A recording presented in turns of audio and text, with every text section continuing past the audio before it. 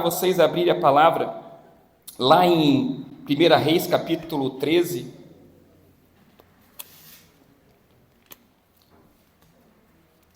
Primeira Reis, capítulo 13. Nós leremos o versículo 1 em diante. Quando você está abrindo a Bíblia, eu quero fazer um exercício mental com você. Imagine uma cena, você está passando de carro aí numa dessas estradas de terra aí da nossa cidade, interiorzão, e aí você vê, lá na beirada da rua, ali assim, um leão em pé, não é todo dia que você vê um leão, olha assim, você vê um corpo de um homem estraçalhado no chão, e você vê um jumento. O leão e o jumento estão lado a lado, o leão que naturalmente come o jumento, não perde tempo, né? Por algum motivo não comeu aquele jumento e também não devorou o homem ali. Ele está lá, o corpo estraçalhado, morto do homem, mas ele não comeu, ele não devorou aquele homem. E o jumento também não, está lá. Essa é a cena que é o final dessa história que nós vamos ler aqui agora. É uma cena de um leão, um jumento e um homem à beira do caminho, e o homem morto ali, atacado pelo leão. Eu lerei um texto um pouquinho maior aqui, nós vamos ler 24 versículos, então peço que você faça o maior exercício para prestar atenção, o maior esforço para prestar atenção nessas palavras. 1 Reis capítulo 13, versículo 1. Eis que por ordem do Senhor veio de Judá a Betel um homem de Deus, a Jeroboão. Jeroboão estava junto ao altar para queimar incenso. Clamou o profeta contra o altar, por ordem do Senhor, e disse: Altar, altar, assim diz o Senhor: eis que um filho nascerá à casa de Davi, cujo nome será Josias, o qual sacrificará sobre ti os sacerdotes dos altos, que queimam sobre ti incenso, e ossos humanos se queimarão sobre ti. Deu naquele mesmo dia um sinal, dizendo: este é o sinal de que o Senhor falou: eis que o altar se fenderá e se derramará cinzas que há sobre ele. Tendo o rei ouvido as palavras do homem de Deus que clamara contra o altar de Betel, Jeroboão estendeu as mãos sobre o altar, dizendo: prendei-o. Mas a mão que estendeu contra o homem de Deus se secou e não podia recolher. O altar se fendeu e a cinza se derramou do altar, segundo o sinal que o homem de Deus apontara por ordem do Senhor. Então disse o rei ao homem de Deus: implora o favor do Senhor teu Deus e ora por mim, para que eu possa recolher a mão. Então o homem de Deus implorou o favor do Senhor, e a mão do rei se recolheu e ficou como dantes. Disse o rei ao homem de Deus: vem comigo a casa e fortalece-te, e eu te recompensarei. Porém, o homem de Deus disse ao rei: ainda que me desses metade da tua casa, não iria contigo, nem comeria pão, nem beberia água neste lugar, porque assim me ordenou o Senhor pela sua palavra, dizendo: não comerás pão, nem beberás água, e não voltarás pelo caminho por onde foste. E se foi por outro caminho, e não voltou pelo caminho por onde viera a Betel. Versículo 11. Morava em Betel um profeta velho. Vieram seus filhos, lhe contaram tudo o que o homem de Deus fizera aquele dia em Betel. As palavras que dissera ao rei, contaram-nas ao seu pai. Perguntou-lhe o pai: por que caminho se foi? Mostraram seus filhos o caminho por onde fora, e o homem de Deus, pelo caminho por onde fora o homem de Deus, que viera de Judá. Então disse a seus filhos: apartai-me um jumento. Apartaram-lhe o jumento, e ele montou. E foi-se após o homem de Deus, achando-o sentado debaixo de um carvalho. Lhe disse: és tu o homem de Deus que vieste de Judá? Ele respondeu: eu mesmo. Ele respondeu: eu mesmo. Então lhe disse: vem comigo a casa e come pão. Porém ele lhe disse: não posso voltar contigo, nem entrarei contigo, não comerei pão nem beberei água contigo neste lugar, porque me foi dito pela palavra do Senhor: ali não comerás pão nem beberás água, nem voltarás pelo caminho que fostes. Tornou-lhe ele: também eu sou profeta como tu, e um anjo me falou por ordem do Senhor, dizendo: faze-o voltar contigo à tua casa, para que coma pão e beba água. Porém mentiu-lhe. Então voltou ele, comeu pão em sua casa e bebeu água. Estando eles à mesa, veio a palavra do Senhor ao profeta que tinha feito voltar, e clamou ao homem de Deus que viera de Judá, dizendo: assim diz o Senhor: porquanto foste rebelde à palavra do Senhor, e não guardastes o mandamento que o Senhor teu Deus te mandara, antes voltastes e comeste pão e bebeste água no lugar de que te dissera: não comerás pão, nem beberás água, o teu cadáver não entrará na sepultura dos teus pais. Depois de o profeta, a quem fizera voltar, haver comido pão e bebido água, apartou para ele o jumento. Foi-se ele, e um leão o encontrou no caminho e o matou. E o seu cadáver estava atirado no caminho, e o jumento e o leão parados junto ao cadáver. Amém? Vamos fechar os nossos olhos e colocar essa palavra diante do Senhor e o nosso coração também. Senhor Jesus, eu te louvo, Pai, porque é o teu Espírito Santo que fala conosco, é o teu Espírito Santo que nos confronta, nos ministra, Pai. E eu te peço neste momento, Senhor, que o teu Espírito Santo venha falar aos nossos corações nessa noite, Pai, de uma maneira especial, que possamos ser alimentados, fortalecidos e conduzidos pela tua palavra, em nome de Jesus. Amém.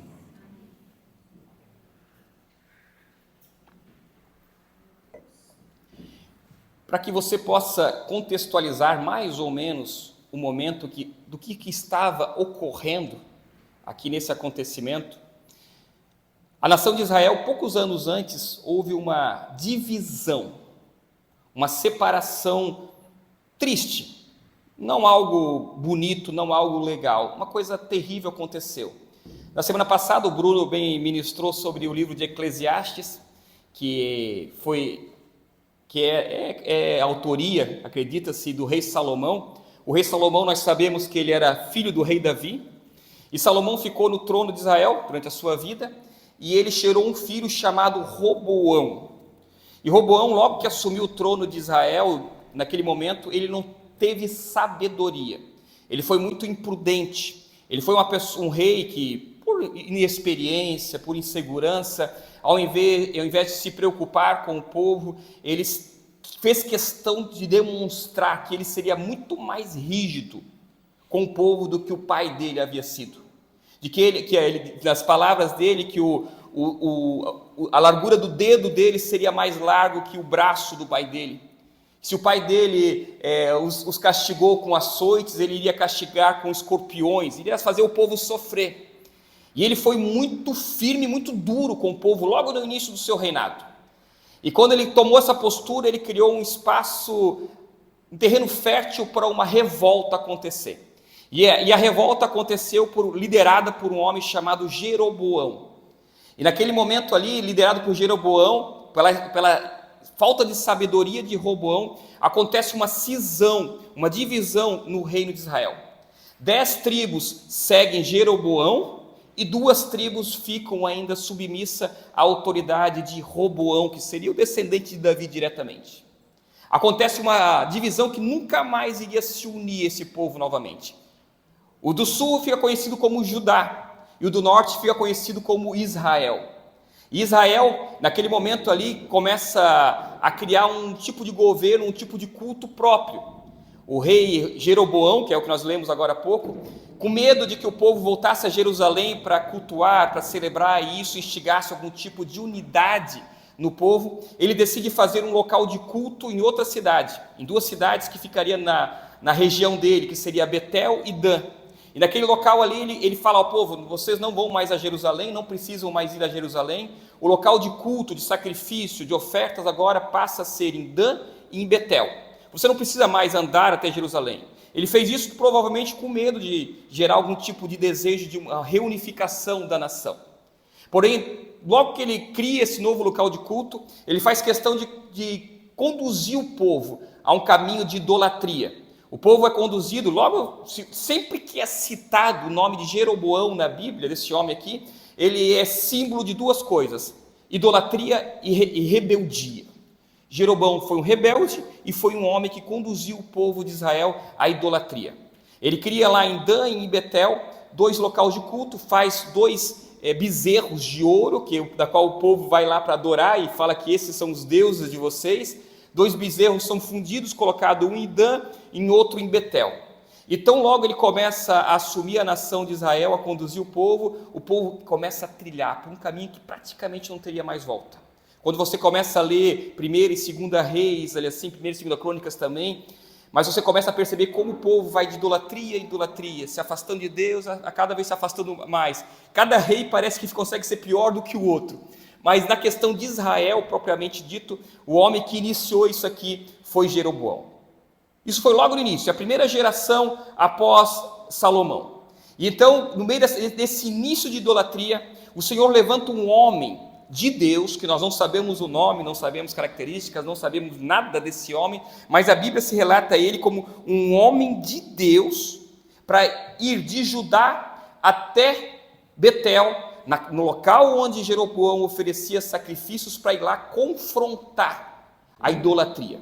E é isso que esse homem de Deus faz. Ele sai de Judá, caminha alguns quilômetros. Eu estive pesquisando, não dá para dizer exatamente, porque ele não especifica em qual cidade de Judá que esse homem de Deus saiu, mas se for Jerusalém, seria aproximadamente 16 a 20 quilômetros a distância entre Judá, aquele ponto ali, até Betel.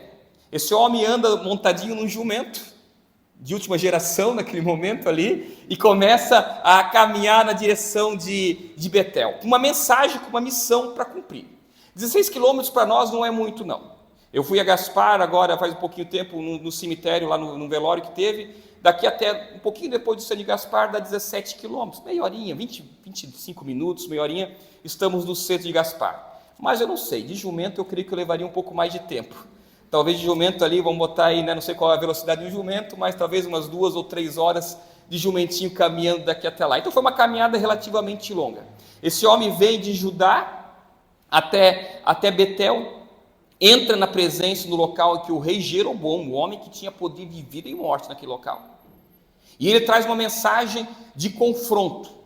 Ele aponta ali e fala, vai chegar um dia em que vai acontecer um juízo de Deus chegará. Isso acontece alguns séculos depois, quando o rei Josias é levantado mesmo. Então ele traz uma mensagem, o que geralmente profetas fazem, mensagem de condenação, de juízo. É isso que os profetas fazem. Hoje em dia, eu já falei para vocês aqui, profeta se tornou praticamente símbolo de adivinho de coisas boas. Isso não é profecia. Isso não tem base bíblica. Pode até falar uma coisa boa ou outra, mas de maneira geral, o profeta vem para expor o pecado, para gerar mudança no coração das pessoas. E é isso que esse homem faz. Ele entra lá no local, quando o rei Jeroboão está lá sacrificando, e fala, vocês estão errados. Virá o juízo de Deus sobre este lugar. E sabe o que acontece? Naquela mesma hora acontece uma cena que é comum e ao mesmo tempo irônica neste momento aqui. Aquele homem, o rei Jeroboão, aponta o dedo para ele e fala, prendei-o. Só que a mão de Jeroboão fica dura naquele momento. Imagina, deve ser uma cena patética, um homem andando ali assim, com a mão assim, andando de um lado para o outro e não conseguindo recolher ele, endurecida. É isso que aconteceu com esse homem, por trazer juízo. E geralmente, na grande maioria das vezes, quem tem compromisso com a verdade não recebe honras, recebe perseguição. Na grande maioria das vezes, quando o profeta vai lá e confronta e traz a mensagem de Deus, não há aplauso, não há admiração, há uma perseguição. E então o rei Jeroboão aponta o dedo e diz, prendam. E aí acontece o milagre ali, a profecia se cumpre no altar, naquele momento que nós lemos agora há pouco. E então o rei Jeroboão vê que Deus está com esse homem de Deus, e aí a postura de Jeroboão para com o sacerdote, com o homem de Deus ali, muda. Agora já não mais alguém querendo mandá-lo ou desejar que prendam, mas que ele interceda a Deus para que o seu braço pudesse se recolher. Ali no versículo 6, O rei diz assim, então disse o rei ao homem de Deus, implora o favor ao Senhor teu Deus e ora por mim, para que eu possa recolher a mão. Então o homem de Deus implorou o favor do Senhor e a mão do rei se recolheu. Então o homem de Deus vai lá, intercede, e a mão do rei Jeroboão, naquele momento é recolhida, ele consegue mexer e fica feliz com o que aconteceu. Fica tão feliz que naquele momento ele convida o homem de Deus, olha, o que aconteceu aqui, vem lá para casa, eu quero lhe oferecer pão, comida, um banquete, e ainda talvez vamos usar um pouquinho de imaginação, eu lhe recompensarei por isso que você está fazendo aqui. Mas o homem de Deus, ele toma uma postura firme, não, eu não posso fazer isso. Eu tenho uma ordem do Senhor bem clara. A ordem do Senhor é vir até aqui, trazer a palavra, exortar, montar, não beber e nem comer nada neste lugar e voltar para a minha terra por um outro caminho, diferente do que eu vim. Se a história terminasse aqui, nós poderíamos dizer, glória a Deus. Missão cumprida. O homem de Deus se posicionou, trouxe a mensagem, cumpriu aquilo que Deus fez, montou no jumento, talvez com um sorriso no rosto, um sorriso de satisfação, de alegria, de missão cumprida, ele começa a retornar para a sua terra, para Jerusalém provavelmente. Está lá ele montado no jumentinho, indo por um outro caminho, feliz da vida, com a missão cumprida. Mas infelizmente a história não termina ali. Paralelamente aqui, lá em Betel, os filhos de um velho profeta resolvem ir lá e falam com o velho profeta, dizendo assim, olha, veio um homem de Deus, lá de Judá, e entregou essa profecia, assim, aconteceu que o rei estendeu as mãos, ficou duro, ele orou, intercedeu, a mão do rei foi restaurada novamente, e o velho profeta se levanta naquele momento e pergunta, por onde, que caminho que ele foi? Aí eles meio que apontam, e o velho profeta, o profeta velho, na mesma hora, no mesmo momento, monta no seu jumento de última geração também, e acelera um pouco mais para conseguir alcançar o homem de Deus que estava a caminho de Judá. E ali começa uma reviravolta na história trágica. O homem de Deus que estava a caminho de Judá, retornando para sua terra, com a missão cumprida, agora cai numa armadilha. E é interessante, como eu falei para vocês, a princípio de Judá, aproximadamente 16 quilômetros. Mas o profeta velho morava em Betel. No versículo 11, ele que fala, quando aparece esse profeta velho, morava em Betel um profeta velho. Um profeta velho morava em Betel. E é interessante que, por que Deus, agora conjecturando, faz com que o homem saia de uma outra terra, distante, atravesse várias e várias horas montado num jumento para trazer uma profecia ao rei. Mas ali na esquina do lado, provavelmente, a 500 metros, morava um profeta. Por que Deus não seria mais fácil a logística de o Senhor levantar esse velho, esse ancião, esse idoso profeta aqui e dizer, vai lá e entrega a profecia do palácio que fica a 500 metros de onde você mora? Mas por algum motivo, esse homem aqui que já era um velho profeta, não é comissionado por Deus. Provavelmente já era um velho profeta, que foi muito usado por Deus, que pregou muito, que confrontou muito, que fez muito, mas agora já estava mais apegado ao seu título, ou talvez já havia até apenas tendo o título de alguém que já foi muito usado, de alguém que já pregou muito, de alguém que já ministrou, de alguém que já foi muito usado, mas a sua vida com Deus já era uma história passada e que não tinha mais disposição de ser usado por Deus. E aí nós, como cristãos, homens e mulheres de Deus que estamos aqui, devemos ter muito cuidado para nós nos tornarmos um velho profeta, alguém que já foi usado por Deus, talvez no tempo passado, mas hoje já não é mais alguém que Deus deseja usar. Algo tinha, não sei se esse profeta já estava afastado de Deus, não sei se esse velho profeta já estava talvez caído na idolatria, já tinha se vendido também, eu não sei o que acontecia, mas por algum motivo nobre ou lógico, Deus não desejou usar e comissionou alguém a alguns quilômetros de distância para vir ali trazer a profecia. E também não sei o que motivou. Eu conjecturo, não é Bíblia, mas talvez uma certa invejinha do velho profeta. Quando ele soube do que Deus usou o homem de Deus, algo mexeu no coração dele. Ele disse: opa, vou lá. E esse velho profeta, ao esbarrar com o homem de Deus que estava parado, descansando ali, ele prepara uma armadilha, que faz com que o homem de Deus, que tinha uma missão, que começou muito bem a caminhada, que começou muito bem a jornada, caísse nessa armadilha. E a história dele, ao invés de terminar com regozijo, ao invés de terminar com alegria, ao invés de terminar com algo para nos motivar a como fazermos hoje, mais de, 2.500, 3.000 anos quase depois, 2.900 anos depois, nós podemos olhar para esse homem de Deus e ver como não agir. Como não agir? E a questão é a mesma. Se você conhece Jesus, se você já entregou a sua vida para Jesus, caminha com Cristo, você é um homem de Deus, você é uma mulher de Deus. Agora, como é que nós vamos terminar a nossa história? Será que mortos à beira do caminho, devorados por um leão à nossa volta? Como é que nós desejamos terminar essa caminhada, essa jornada que o Senhor colocou diante de nós? E eu quero separar aqui 3 características ou 3 atitudes que esse homem, que quase cumpriu a sua missão, que quase é um exemplo para nós como seguirmos, na qual nós não devemos seguir, decisões que nós não devemos tomar. E a primeira armadilha, lá no versículo 14, se puderes colocar ali, Laura, 14, acho que é a mesma tradução minha, né? É a mesma, né? Olha só o que fala aqui. Foi após o homem de Deus, e o achando sentado debaixo de um carvalho, lhe disse: és tu o homem de Deus que vieste de Judá?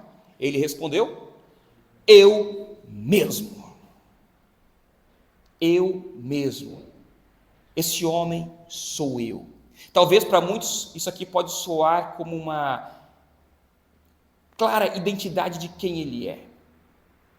Talvez para muitos pode dizer: olha, ele sabe quem ele é. Mas aqui, quando esse homem de Deus responde: eu mesmo, ali está uma demonstração de que algo estava acontecendo no coração desse homem. Entre o caminho da saída da casa de Jeroboão, do local que ele estava, até aquele encontro, algo aconteceu. Quando ele fala eu mesmo, me parece aqui aquela sensação de 2 coisas. Primeira, a sensação de uma missão cumprida, e a segunda, o cair na armadilha da mãe de todos os pecados, a tal de soberba. A soberba é um pecado que nós não falamos muito. Você nunca viu alguém ficar em disciplina por causa da soberba. Você nunca viu alguém deixar o ministério de louvor porque eu estou contagiado pela soberba, ou um pastor entregar a igreja porque ele praticou a soberba. Não, a soberba ela é um pecado muito sutil, que se nós não fizermos um exercício profundo, nós não percebemos que estamos contaminados pela soberba. E me parece que quando esse homem aqui responde eu mesmo, ele foi contagiado. Eu sou o homem de Deus que vim de Judá. Eu sou o homem de Deus que atravessou alguns quilômetros para vir aqui. Entrei na casa do rei, no local que o rei estava oferecendo culto. Fui na frente dele, botei o dedo na face dele. Orei, o milagre que eu falei aconteceu, o sobrenatural aconteceu lá no altar. Ele pediu para ser intercedido por ele, pela cura para acontecer. Eu orei, curei o rei até me ofereceu uma boa recompensa.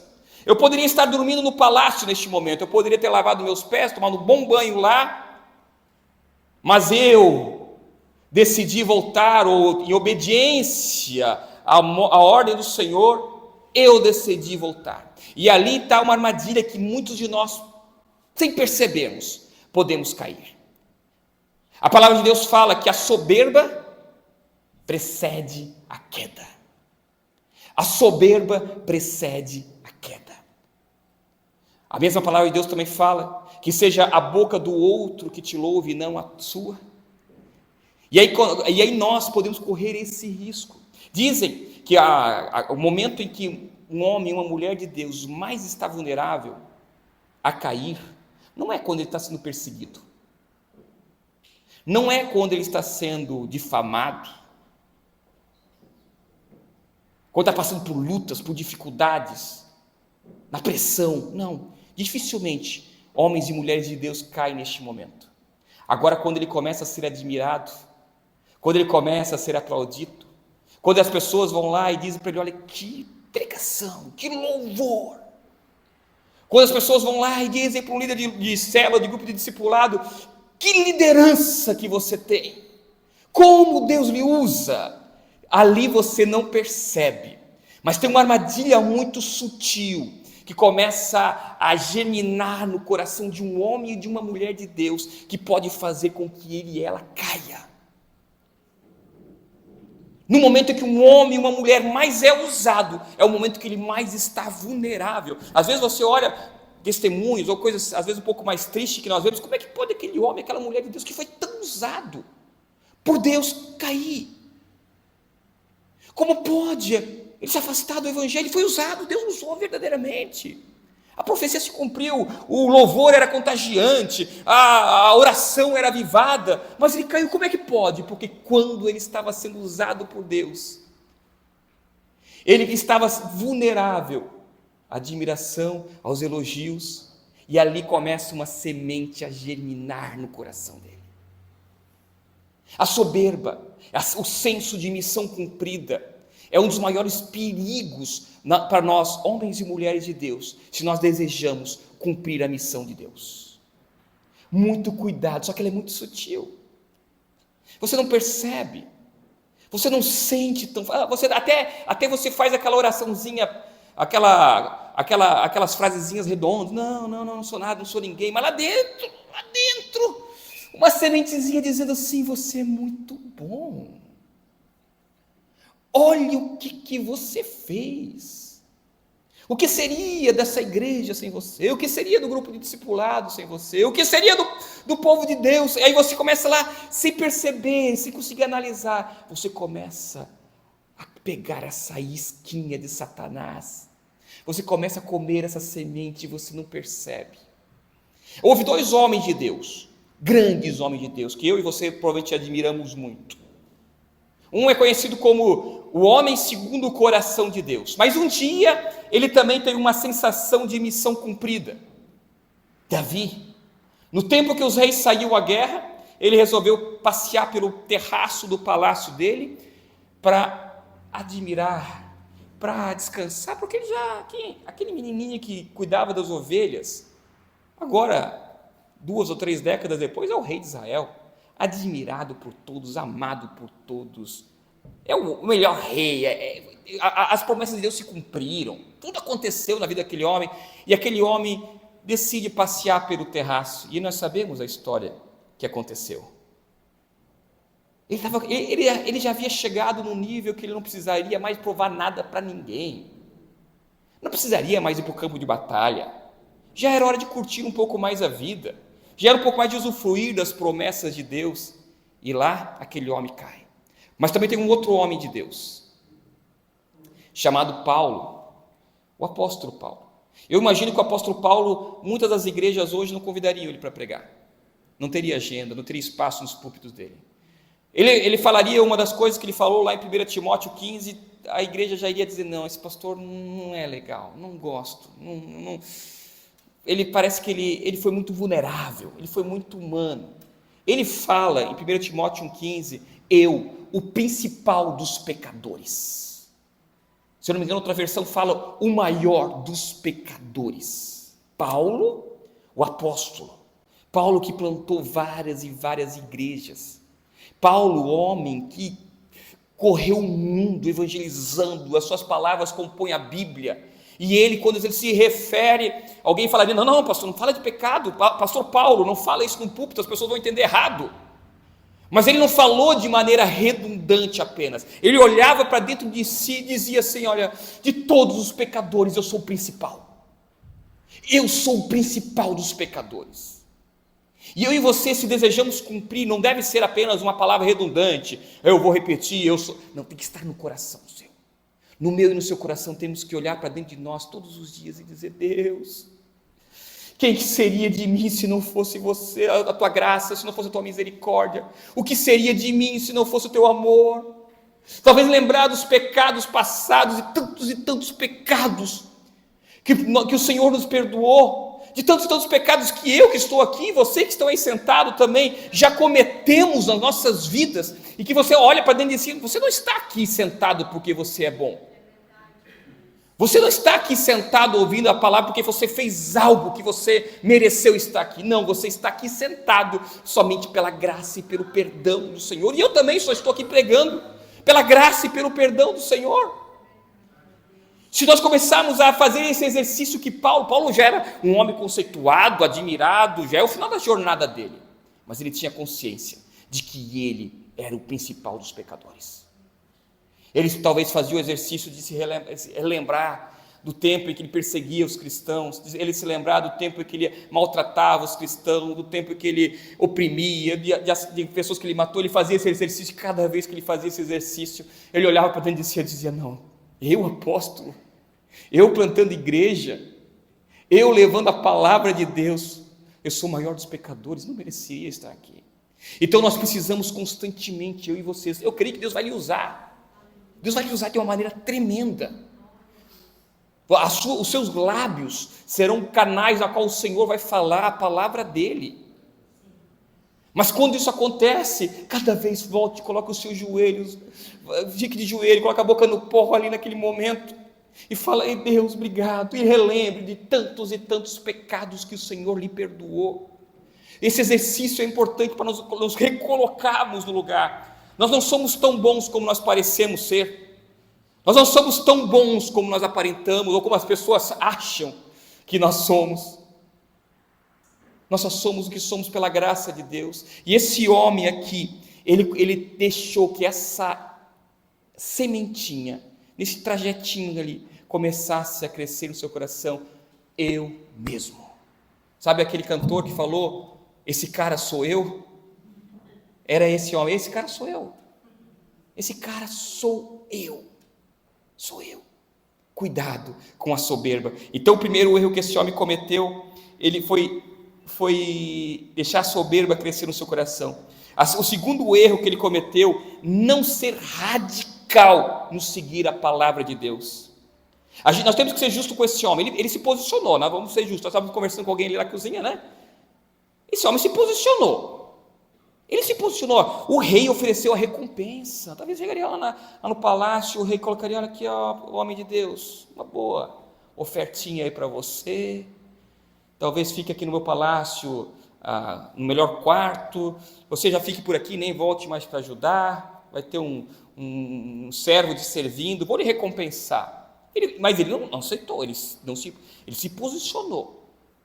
E aí quando chegou novamente, estava andando lá com o jumento no caminho de Judá, novamente o profeta velho chega lá e fala novamente: vem aqui, come um pão, beba água, lave os seus pés, vem aqui comigo.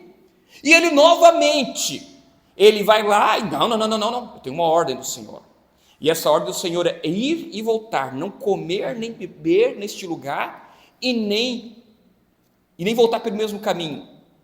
E ele se posiciona, mas daqui a pouco o velho profeta resolve dar um upgrade ali na profecia e coloca até um anjo no negócio. Não, eu sou profeta como você. Ali no versículo 18, tornou-lhe ele: também sou profeta como tu. E um anjo, deu uma incrementada ali assim, me falou dizendo, por ordem do Senhor: faze voltar contigo a tua casa, para que coma pão e beba água. Porém, mentiu-lhe. Nós temos que tomar muito cuidado.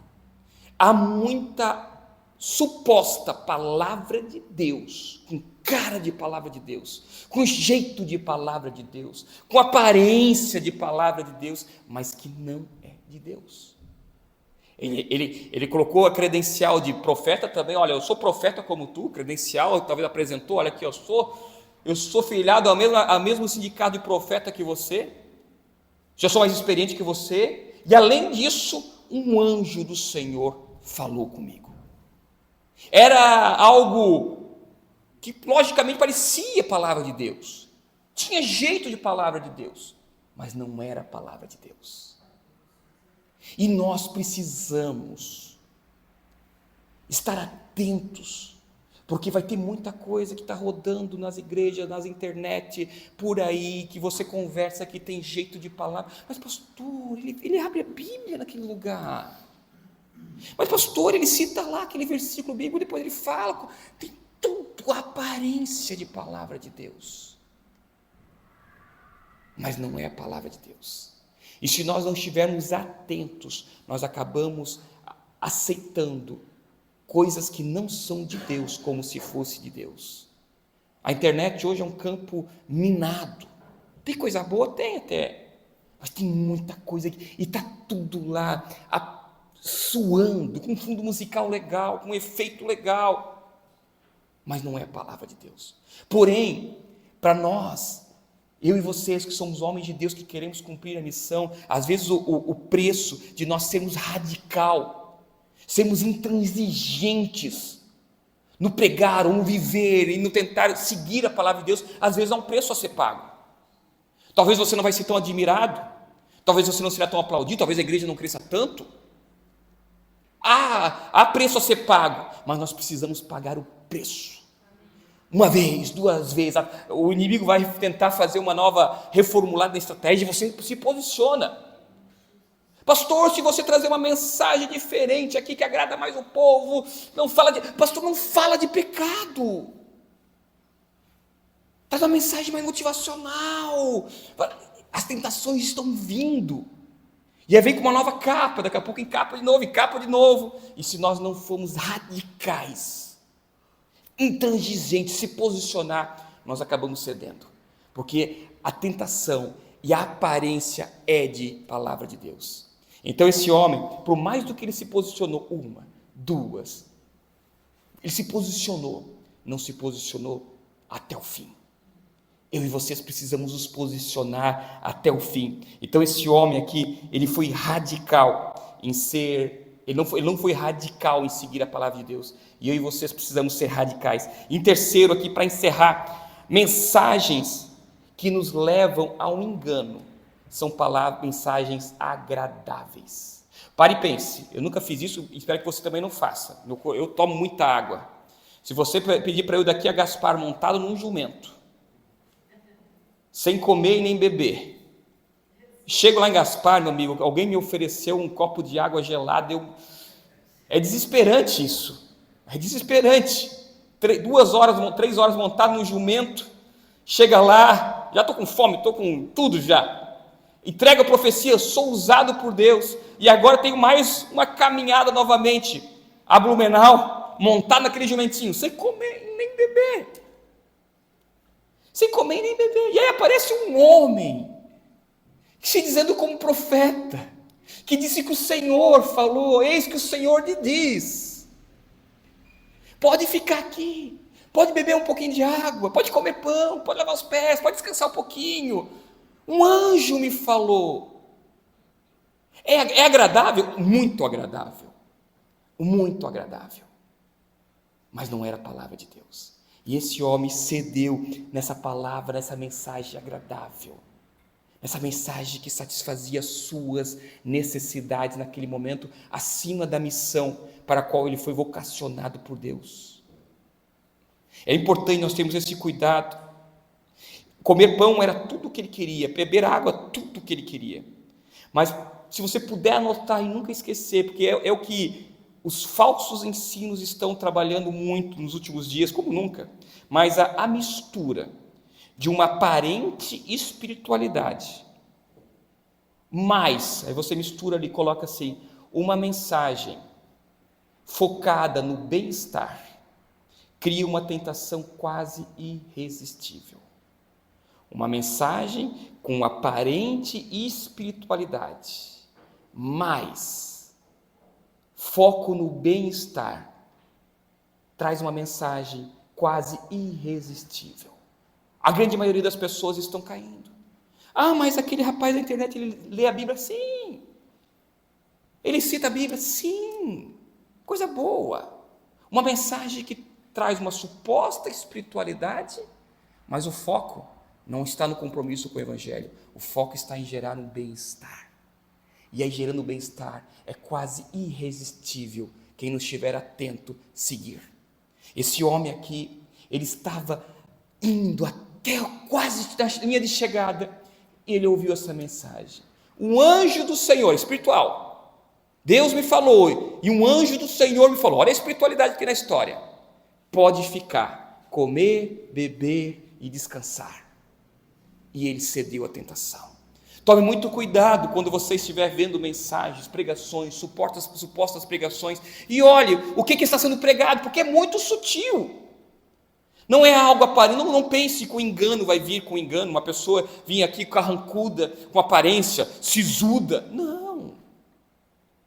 Vai virar uma aparência de mensagem. Dizem que as falsas mensagens, o engano, mentira, que nos levam a morrer espiritualmente, é como você comer um sanduíche, um x-salada. E o x-salada está todo lindo, gostoso, só tem um grão de milho lá que está podre.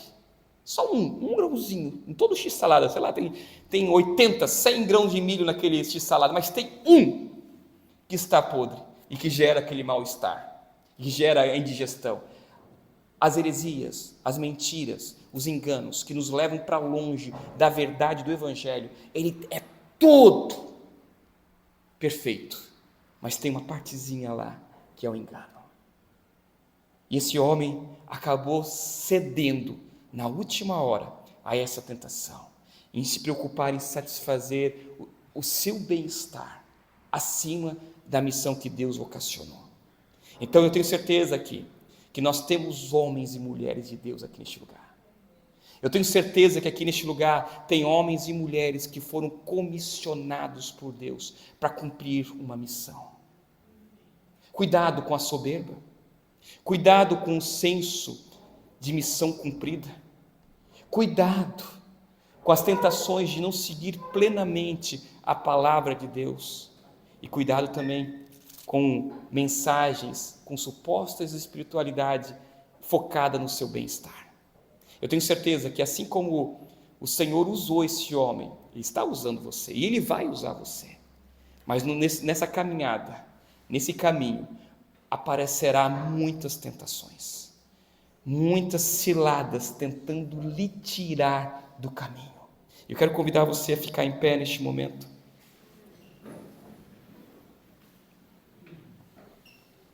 Eu não sei o que o Senhor falou com você. Eu não sei o que o Espírito Santo, que essa palavra aqui ela é conduzida pelo Espírito Santo.